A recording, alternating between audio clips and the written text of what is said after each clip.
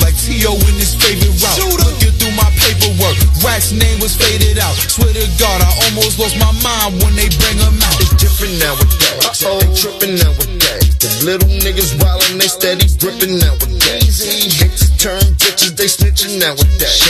They still taking pictures, this is how a nigga play. This is how a nigga play. How you play? This is how we us. How a nigga play. How a nigga play. And how you play. Say what? Say what?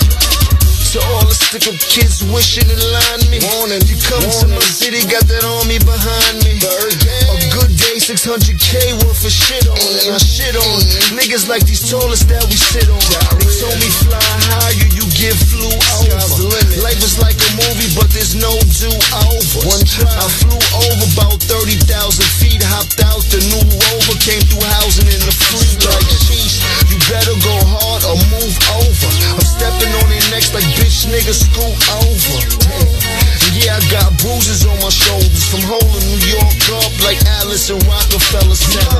Now drop the temperature, rev the engine up, lose the roof while you at it. They saying I'm one flashy fuck, but I'm cashing out. The shit just ain't adding up. Like 44 brick in a recession ain't sad enough. They different nowadays, they tripping nowadays. The little niggas wildin', they steady gripping nowadays. The Matrix Radio Vision Live with DWI, live from the BXNY.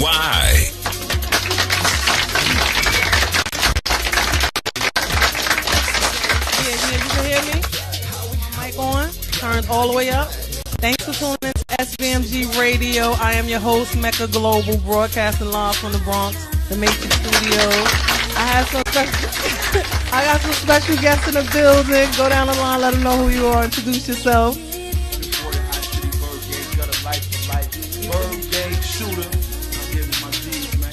Make sure they mics turned all the way up. You can hear them? Hot City Gato, what up? Gato. Hot City in the building. Hot City Gutter Life, Highway Hoodie. Gutter Life. Shooter, your mic on? My mic sound like it's on. All right, first of all, yeah, I can hear you. Give them a breakdown. Let's just start right from the beginning. Give them a breakdown so they know like the different affiliations, Bird Gang, Hot City. Give them the breakdown. Well, Bird Gang, of course, that's the homie Capo operation, and we up under that, you know, that's a neighborhood thing and just a family organization, shit like that. But Hot City is the fellas you see right here with me, and a few other people and all that. Gutter Life is our DVD video. That's our video wing of it, you know what I'm saying? The people who make sure they handle all our video stuff and making DVDs and hood videos and the movie we just made and shit like that. But Hot City is the more label thing, but we ain't pushing that forefront just now. We just doing our Bird Gang thing, but Hot City is our shit. Exactly. Give them a breakdown who on Bird Gang for those who don't know. Bird Gang, of course, you know, Capo, Mel Matrix, Sin City, TWO, Nene Lady H, Gato, Mel Matrix. Who else? I said everybody. Family. I got everybody, right? Got everybody but. That's right. Gato in the cut over there. Shooter, give them a breakdown of how you got your start in music. I got my start in music in jail, I think. Like I started making my music while I was in there, and I was just, some people in there gave me the faith and the belief in myself that I could actually make good music. So when I came home, me knowing Jim from the hood, it gave me a platform. So that's how I ended up under the whole Bird Gang thing. It wasn't I went in rap form and he said, yo, you nice, let me get with you. And it wasn't like that. That's my man, and he already knew what it was just for me being in the neighborhood and shit like that. So that's right. And explain to these people out here who don't fully understand what teamwork is, because like you just explained, is Bird Gang, Hot City, because a lot of people think like when you with a big family or a big team, if you're not necessarily up the bat, whoever that person is up the bat, you still got to support that team member. Of course. I mean, you can't do it by yourself. Mm-hmm. If you think you can, those are the people that you see sitting on the sideline for 10, 15 years. You gotta have a team. Whether they seen in the limelight or not, there's always somebody that's working for them and working to help them and shit like that. Like, people see me doing a lot of things by myself, but they don't know. My brother Gato, H, Connor, you know, I got a bunch of people that help me out. A-Rab, you know, just a bunch of people that's just on my team that just believe in the dream that we all got. We all share one collective dream, so we just pushing towards it like that. You've been on a lot of big records. Name some of the records just to get the people familiar. For those people that still sleeping under a rock, let them know where you from, who you are. I'm from Harlem, but I remember that. I just stopped smoking weed recently because this shit was eating up my short-term memory. So as far as naming a bunch of records, I probably can't do that. But you could probably Google or YouTube and see whatever you need to see like that, because my mind is still shot from the weed. So I'm trying to get over that. Y'all got hangovers up here. Gato got a hangover. Gato, what's up? Talk to the people, Gato.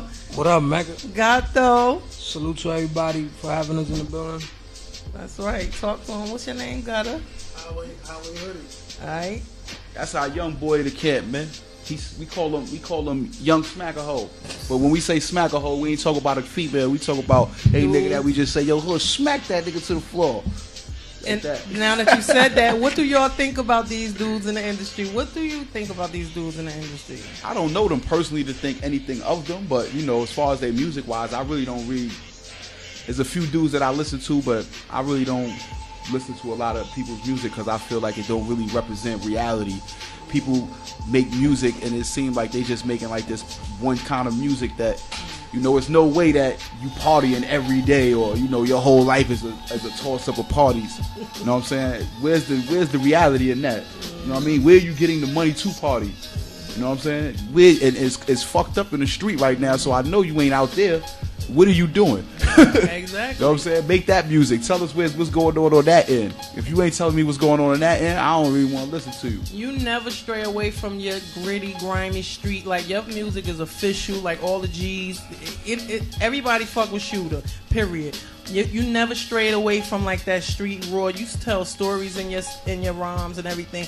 What's your inspiration for when you go in a booth or whatever? Or what's your thought process? To be honest, I think my whole thought process is probably like, I just want to tell a story, my story, people's story who ain't got a chance to tell their story. Like, I know a lot of people who ain't never coming home, a lot of people who die young out here in these streets. So I just want to tell their story, my story, and let people see it's reality. Like, instead of just giving them that one aspect. I feel like I don't got to do the party music because you got 50,000 party rappers.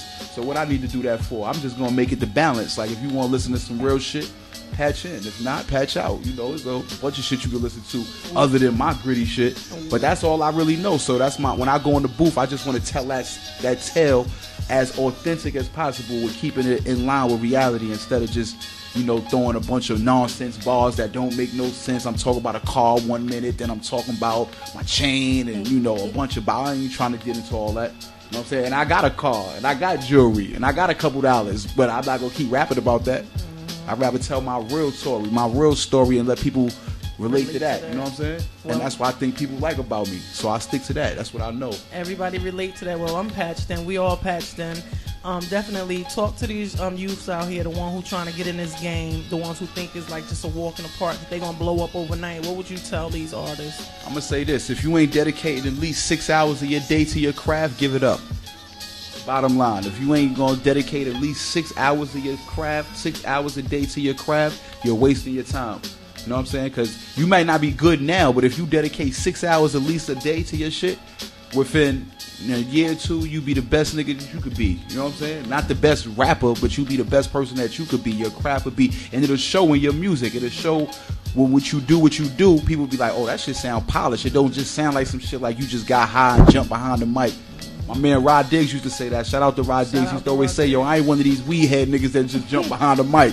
You know what I'm saying? And a lot of people just do that. They get high and they start thinking that they could rap. Like, oh, shit, I could rap. You know what I'm saying? But you know what? It's not their fault. It's the rappers who putting out subpar material that have everybody thinking that they could rap. Because this shit sound like a bunch of bullshit.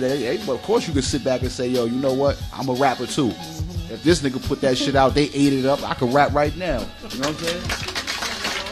We know what's authentic and what's not. Exactly. What's your biggest lessons you learning in this game, Shooter? My biggest lesson?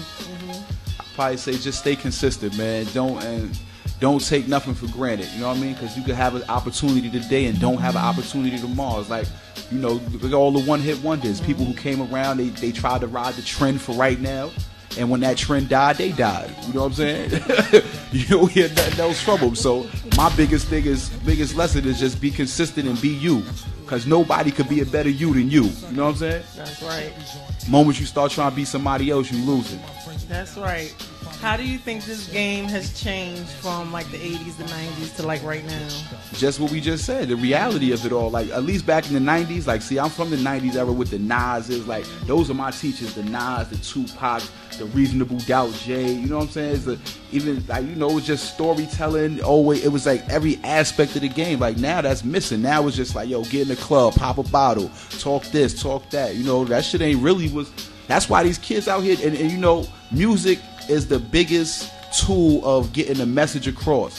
So if you have the message that's going across is just negative and nonsensical on every aspect, then you gonna have that's gonna reflect in what's going on in the street. That's why you got these kids out here doing a bunch of dumb shit because they don't know what's going on. They're listening to these stupid rappers who just thinking, and they telling them one side of the game, which is, you know, all the ups. They ain't saying no downs. If you just rapping like that, then of course you're gonna have people doing dumb shit. So the difference from now and then is that before it was realer. You know what I'm saying? Like, shout out to Nas too. Nas got one of the best tapes out that came out in the long. Like, I got that shit on repeat. That's all I listen to. Yeah, I told a lot of people too. Also, just piggybacking off of what you just said, what do you think can be changed, or how can the game improve with just only showing like one side of that silly rap when we got artists out here that's sticking to like what's real and what's official and everyday niggas going through this? Like, what can? The only way it's gonna change is if the fans support it. That's the bottom line, because the fans make up what the industry gotta do. It ain't what they want to do, is what they gotta do. When you got your fans is out there pioneering and saying, yo, that's what I want to hear, that's what I'm listening to. Trust me, them record execs and them A&Rs and them labels, they listening to what's going on the curve.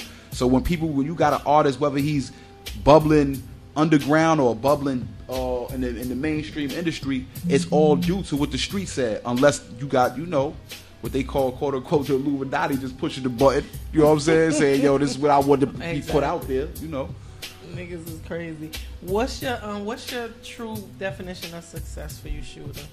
My true definition of success is just, for me personally, is just staying free, not going back to prison, and showing my homies that's still there that is a chance for you to come home and stay home and progress. You know what I'm saying? And feed your family in the right way. Like, you know, I get letters all the time from niggas up north like, yo, Shooter, yo, man, you just giving inspiration. You know what I'm saying? Like, just being out here all these years, 'cause I'm a dude who was like, I ain't bragging or toot my horns. It is what it is. While I was in jail, I wasn't a dude that just wasn't in jail. Talk your shit. Niggas knew me in jail. Like, nah, that's the homie. You crazy? I was caught up in the gang banging thing, and you know, just doing that. So, you know, when people see me out here making it happen, they looking at me saying, damn, well, if he could go home and do it, this was one of the most valiant niggas I know behind the wall.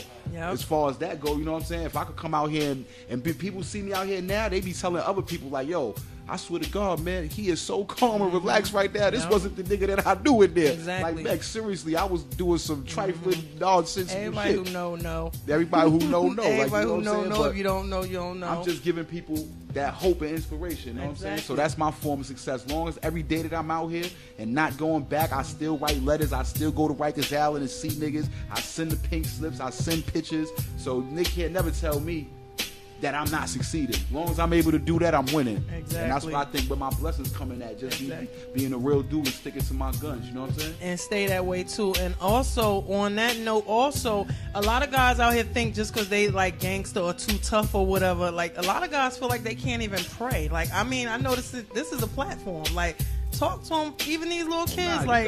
Listen, I mean, you know, everybody got their own faith and belief system based on whatever it is they learned or whatever it is they family implanted in them. You know, like me coming up, my mom's a Jehovah's Witness, my pops is Muslim, he's the Imam actually. So, you know, I got a whole lot of spiritual foundation in me, so I know it's definitely a God. You know what I mean? I just feel like people, you know, take advantage of that. They don't know what I mean, take it for granted. Not take advantage, people take it for granted. Like, they start, you know, if you start winning, then people start thinking that you're only winning because what you did. Nah, it was somebody above you, a higher power that steered you in that direction that said, yo, it made it impossible for you to win. You know what I'm saying? And the reason why I said that is because it be some tough dudes out here too. And I see them. I see a lot of dudes out here like praying and taking care of their kids. It's not only one-sided. Like, you know how the media try to portray like everybody's a gangster, everybody's violent. You can do what you do, but take some time to pray. Take care of these kids out here. or you won't make it. Bottom line, if you ain't and that's another thing. If you ain't taking care of your kids, like, hold on, let's get something clear. In the 80s, it was the crack era, right? So a lot of people, parents were smoking, getting high. So it was a reason for parents to be not responsible or